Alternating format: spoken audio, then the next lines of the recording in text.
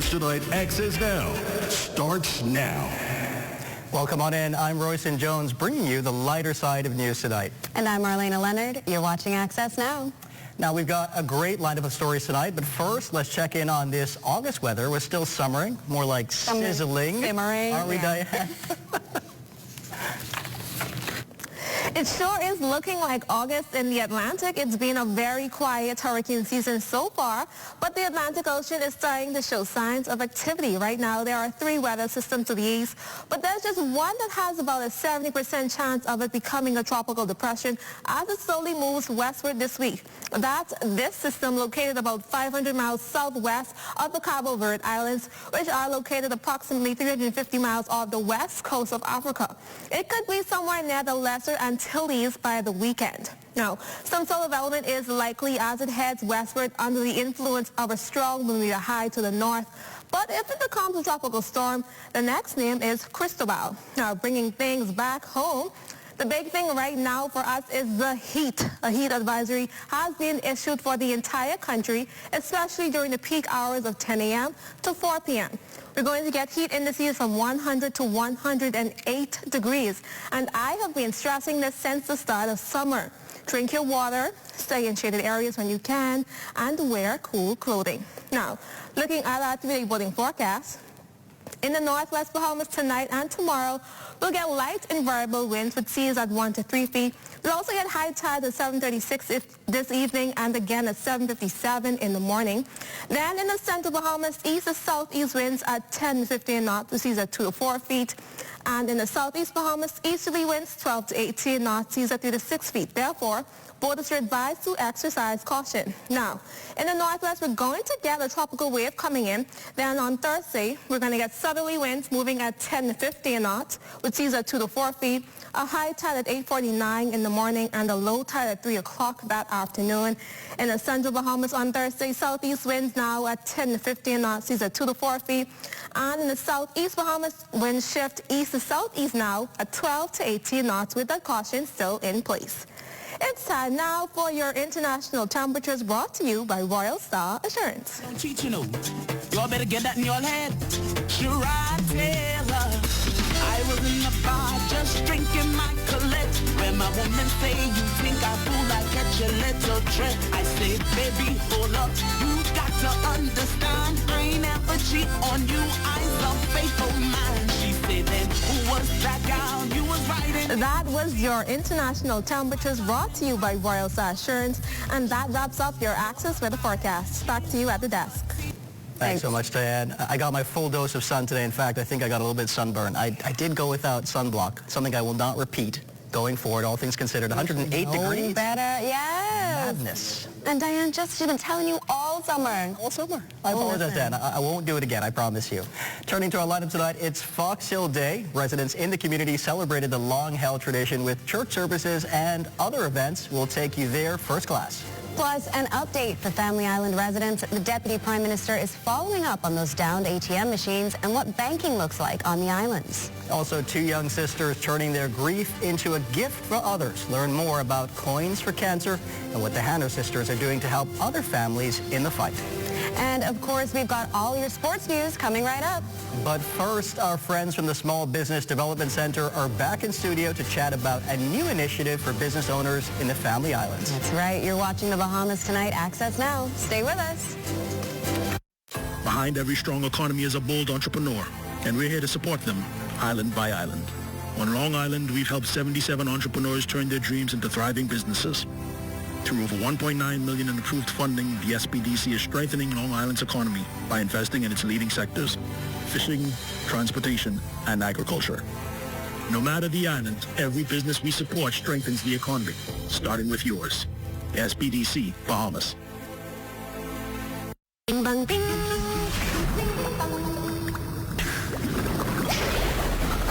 Bing bang bing. Ding ding dong. Bang bang bang. Bing bang bing. Bing bang bing. Ding ding dong. Bang bang bang. Bing bang bing. Bang bang. Bing bang bing. Ding ding dong. Bing bang bing. Ding ding dong. Come and visit us at Shop Smart, 'cause everything is here. Yes, we have it all for you. Toys, clothing, office supplies, appliances, custom cut blinds, bedding, drapes, and rugs. Come and visit us on Mackey Street, 2 blocks down from Wolf Road. Call us at 698-1052. Shop Smart, at Shop Smart, oh, everything is here.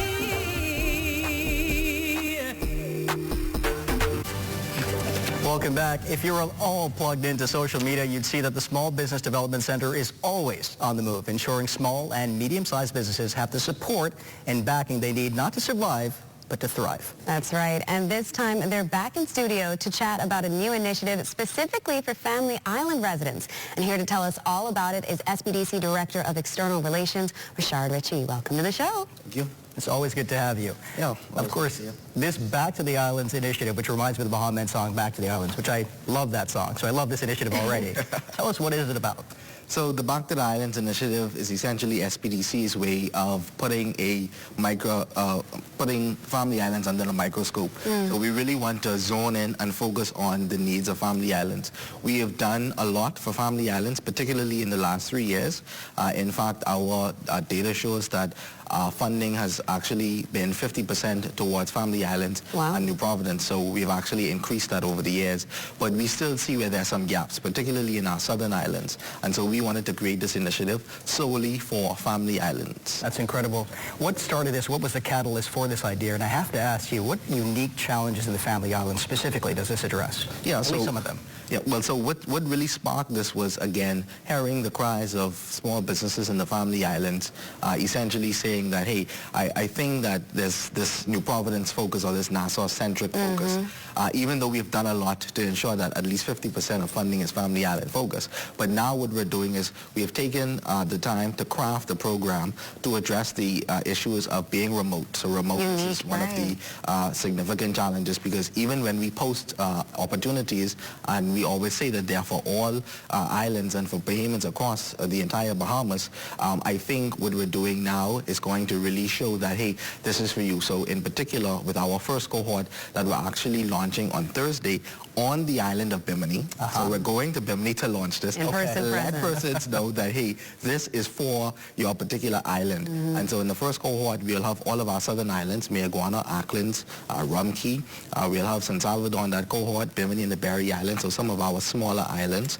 And so we're going to be taking the program to them and letting them know that this is specifically for you. So there's no competition with New Providence or Nassau. It's all for Family Islands. Excellent. Now, you mentioned that first cohort. I believe this is going to be rolled out in 3 cohorts, right? Can you tell us a little bit about that and how that's going to work? Yeah, so again, we wanted to put Family Islands under the microscope. So we're giving Family Islands the attention that they rightly deserve. So in our first cohort, we're going to have Mayaguana, Acklins, Crooked Island, Long Key, Inagua, Bimini and the Berry Islands, San Salvador, and Ragged Island, of course, as well. What we'll do after that is roll out cohort number 2, which will include Cat Island, Long Island, Andros, and Ilusro. And then cohort 3, which will include Grand Bahama, Abaco, as well as Exuma. And so we did it that way, focusing on those smaller islands that haven't, gotten that direct or hands-on support. And then coming from the south up to the north, of course, Grand Bahama, Exuma, and Abaco, which has always, been second after New Providence in getting support. And so we'll address them in the third cohort. Awesome. So what can the cohort participants expect for when it comes to training, mentorship, and of course funding opportunities? Everybody always wants to know about the funding opportunities. Yeah, the funding is always the catch, right? But before we get to the funding, we always take you through a very robust training exercise. Right. For this particular one, we did it where it's more personal, and so we'll have classes on some of the Family Islands, and some classes will also be virtual, so that it's flexible, but it's not going to be our standard recorded training. The thing about the training that we have is talking about, digital readiness, getting your business online. We're looking at, again, that remoteness issue. So how do you market and brand your business? Exactly. And so we have curated the training content for this particular program to address those specific issues. And so once you complete the program, then of course you have the opportunity to access the funding. Along there, though, we also have mentorship opportunities, right? Which is priceless in and of itself. Yeah. That's full scope and evaluated in and of itself. Of course. Now, so persons who don't really have their business fully fleshed out, the mentors are there to assist. Absolutely. We have The Road to 100 Million. It's going to be premiering here, the TV series on ZNS TV, of course. That is an incredible series that we're expecting very soon. What can you tell us about it, and what can viewers expect from it? Well, you would recall, I think it was on this show that I announced that we would achieve over $100 million in funding, in access to funding. I also have to say access to funding because we don't provide it directly, right? Right. And so what we have done is over the years, over 7 going on 8 years this year, all of the persons that we would have funded, we went back in time to do a series that looked at their success, where they have come from, how far they've thrived as a result of the success that SPDC has done. So we have produced a mini TV series that will be premiered here on ZNS. It's very exciting. We actually did the preview on our social media at SPDC Bahamas, so you can see that on Facebook, Instagram, and some other areas. But definitely, I think it's the end of this month. Tune into ZNS TV 13 to see The Road to 100 Million. Can't wait to see those people because it makes it in real time. You can see a real impact. And it could be you. It could be you. So stay tuned. Thank you so much for joining us. Stay tuned. We've got more Access Now coming up next.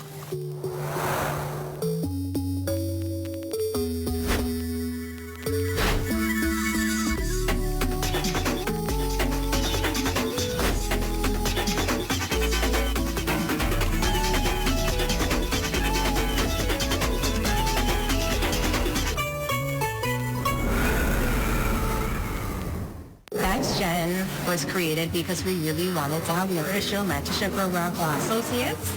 So we wanted where when they do have the opportunities to step into a leadership role, that they are not only confident, but that they are prepared.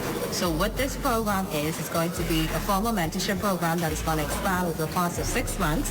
So it's 12 sessions. They're going to be expected to participate in leadership seminars, have LinkedIn learning pathways that they're going to be expected to complete.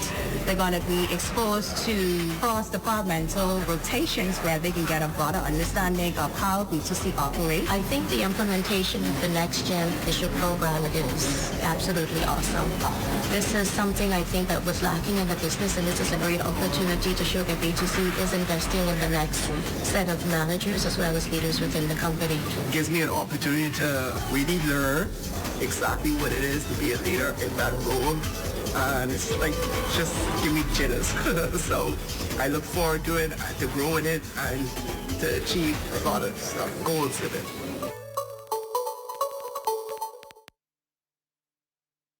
So how's your preparation going? By now, you should be completing home repairs since the last storm, updating and replenishing your emergency kit, and paying closer attention to the ZNS networks for earlier than normal developments in the tropics and general storm tracking. Hurricanes don't wait. Why should you? This season, be weather smart, weather safe. The Bahamian spirit doesn't stop at our borders. It travels wherever our people go.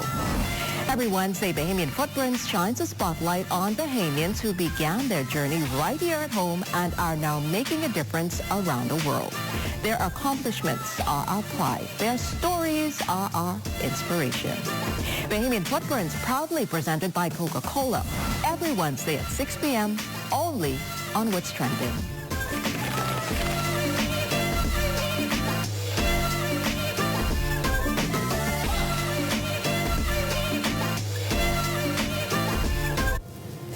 Welcome back to Access Now. Now, there are some sounds that are just deeply steeped in Caribbean culture, and they can take you and transport you anywhere before you even realize it. Like hearing a rake and scrape or steel pan when you enter Bahamas Immigration at LPIA. It has a way of just making you feel like you're back home instantly. It really does. I can't think of anywhere else that I've been that has that kind of experience. And it's such an iconic and nostalgic sound. And today is World Steel Pan Day, which celebrates an instrument born in Trinidad and Tobago that has since become one of the Caribbean's most distinctive musical traditions. And if you go to most ports around the Caribbean, you'll hear it prominently, as we can right now, being played by Bahamian music icon Nita. Sounds amazing, and I love that sound. It's so unique, and it gets you right into a rhythm. But the question is, how are you supposed to dance to a steel pan? I've seen some well-attended in temps, They've not always been what they should be. I've never thought of it, but for some reason, okay, if you try to go to every single note, then you're going to end up looking like you're river dancing. I don't know. I don't know. It's something you feel. Right? Okay. You got to have a little piece of rhythm. That's all I'm saying. And at least speaking of culture and deep-rooted culture, more than a century after Fox Hill Day became a tradition, the second Tuesday in August still brings generations of Fox Hillians together to celebrate emancipation, freedom, and of course, community. Our Lyle Maycock joined the celebrations and has this report. On the second Tuesday of August, Fox Hill remembers. Church pews filled, old friends return, and a tradition rooted in emancipation once again brought the community together. For lifelong Fox Hill residents Cleomi Sutherland and Hazel Ramming Shea, some of their strongest memories go back to childhood when Fox Hill Day was the occasion you saved your best for. I remember it was very much like Christmas, the anticipation of it. Leading up to it, I mean, all of the children got new clothes. Mostly then we went to a dressmaker and had it made. We didn't have new clothes for Christmas, but we sure had new clothes for Fox Hill Day. Generations later, those traditions still share the day with the history that started them. Fox Hill MP, the Honorable Fred Mitchell, joined the traditional church visits and used the occasion to point to what could be the community's next chapter, saying more housing could be on the way. And the Minister of Housing is here, and he told me he's got his eyes on 13 acres of land down the road to build a new subdivision for the people of Fox Hill. Politics was present Tuesday, but party lines didn't define the morning.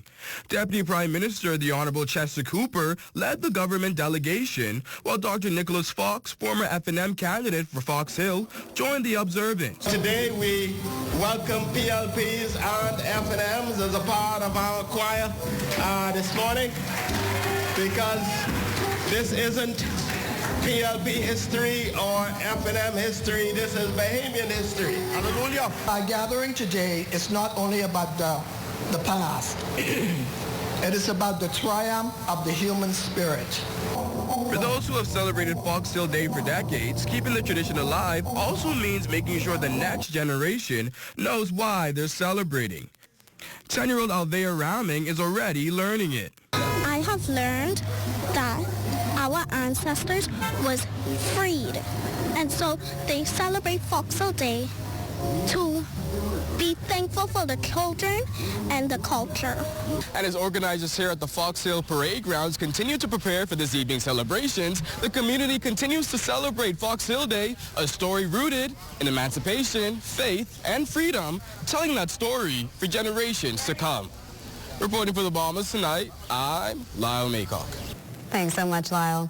Well, Acting Prime Minister and Exuma and Ragged Island MP, the Honorable Chester Cooper, says he's in active discussions with Scotiabank executives to address persistent ATM service problems in Exuma. Cooper says he's pushing for better and more reliable banking access for residents as locals continue to deal with limited ATM options on the island. Have been in touch, an active conversation with the CEO, Mr. Archer of Scotiabank, who has undertaken to find a solution, not just to this particular ATM, but the ATM network on Exuma that's led by Scotia. Scotia pulled its physical presence several years ago. They continue to maintain several ATMs on the island, and the service has not been up to the standard that Exuma deserves. The area MP adds that he's been reliably advised that the issue will receive attention. We continue to make progress on banking in Exuma. We had Fidelity Bank. We encouraged to enter the market in Exuma. So they are there. We're expecting and hoping that Fidelity, along with RBC, work to pick up some of the slack, if you will, from the departure of Scotia's physical presence. Suffice to say, banking is critical for all of the islands of the Bahamas. There are still some islands without a physical presence. The government is making some initiatives, for example, agency banking, for example, the Sand Dollar, digital wallets from many of the companies in the Bahamas to ensure that some of the burden is lifted. Now, an inspiring story coming out of tragedy. 14-year-old Hadassah Hannah and her 11-year-old sister Ariana lost their father to colon cancer 4 years ago. And while such an event and loss can understandably be traumatic for anyone, the two brave youngsters have turned their pain into purpose and help for other families battling the deadly disease. Shaquille Dames has their story tonight. For two sisters, loss has become the driving force behind their mission to help other Bahamian families in the battle against cancer. What started with personal heartbreak has now turned into a community initiative to help with the oftentimes costly fight. After losing her father 4 years ago, Hadassah Hannah founded Coins for Cancer, a mission she hopes would eventually extend far beyond her own family.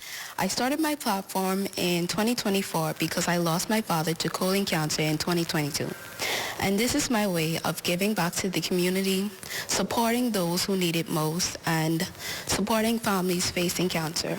I also honoring my father's legacy, and this is just one of my biggest dreams, and it has came true. But Hadassah didn't take on that mission alone. Her sister, Ariana, is her co-founder. We decided to turn our grief into purpose by creating Coins for Cancer. We set up at Lowe's Pharmacy in Southwest Plaza to raise funds. Through this initiative, we have raised $7,549.55. We came up with this initiative to help families facing cancer so that they don't have to go through the same pain I went through. Administrator at the Cancer Society, Aaron Storr, says this kind of community spirit is highly encouraged and has a lasting impact. Seeing young ladies like this who are doing great in the country, hopefully others will follow suit.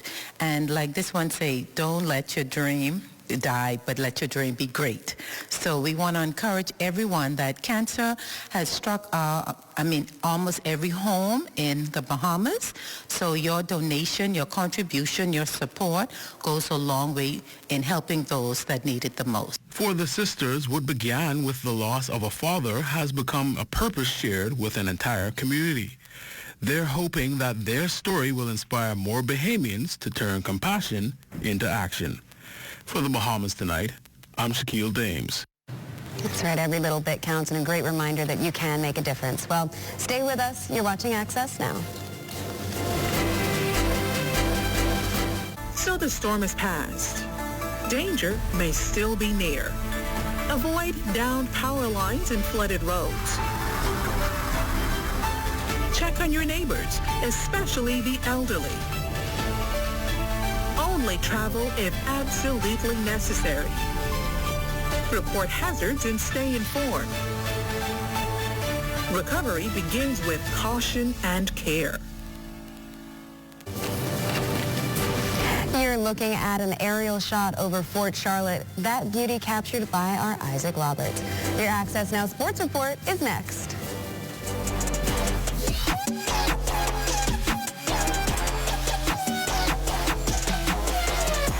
Welcome to your Tuesday Sports Check, everyone. I'm Amajal Knowles, topping sports. The Bahamas Hoops Summer League picking back up on Monday over at the Bahamas Convention Center. The Bahamas men's national team taking on a tough SEC foe in the South Carolina Gamecocks. The story of this one, South Carolina's stifling defense. They would hold the Bahamas to 38% shooting from the field, allowing just 18 field goals and forcing 14 turnovers. The Garnet Black finished the game at 49%, connecting on 30 of 61 attempts, including 11 of 20 from deep en route to a dominant 86-46 win.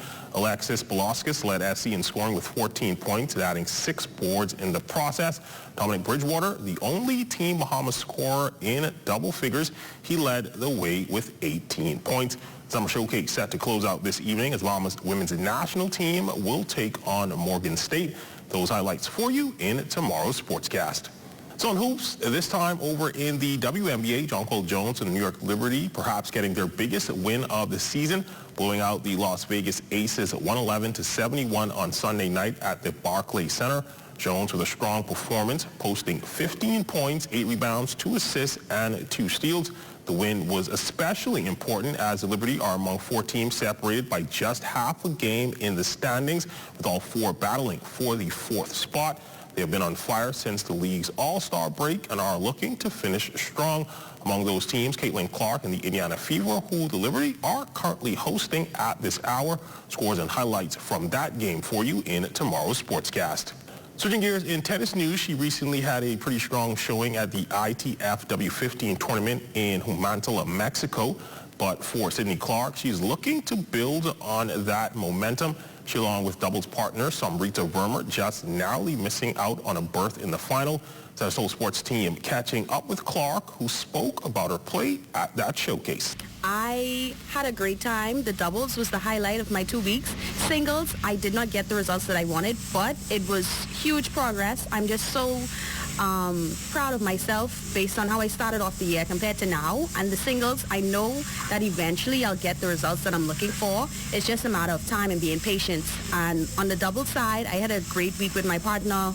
The second week, we made it to the semifinals in doubles, and it was the first time we played together. So that was just a great compliment for both of us, having to work together, not knowing each other, but being able to figure it out in 2 weeks. And it showed in our game, especially in the second week. But for Sydney, her eye remains on a much bigger prize.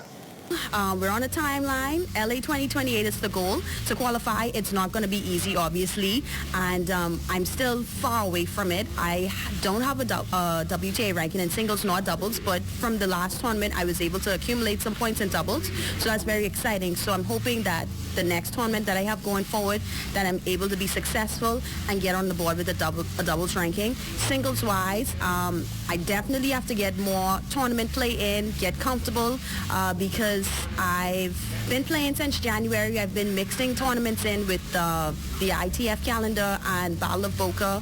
So I've gotten a lot more match play, but I still need just to build that momentum as well, you know, and keep it going. But it's going to be good, and I know that at the end of this year, I'm going to have my breakthrough in the singles. Finally, over on Goodman's Bay on Monday evening, it was the kickoff of the Fitness in the Park series put on by the Bahamas Public Parks and Public Beaches Authority, an initiative designed to reach Bahamians of all ages and encourage them to partake in an active lifestyle, offering free classes for all that attend.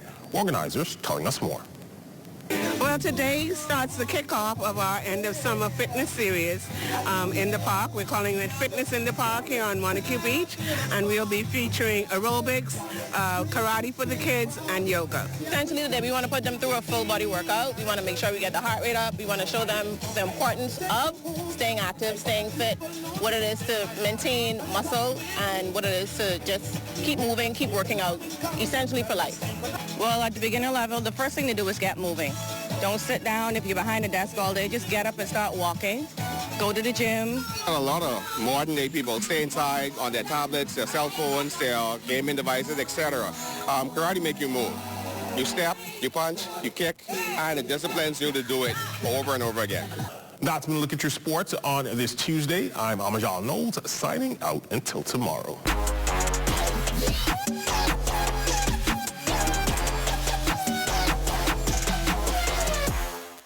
That Active Lifestyles initiative is so good and multidisciplined too. Yeah, it's kind of a buffet of activity. I like it. You choose what you want to do. I feel like anybody getting on the line, the kids might just karate chop one of them. They get back in line. What do you think? Anyway, that's going to do it for Access Now for tonight. Thanks as always for joining us. Stay tuned for the rundown with Howard Grant. Good night, everybody.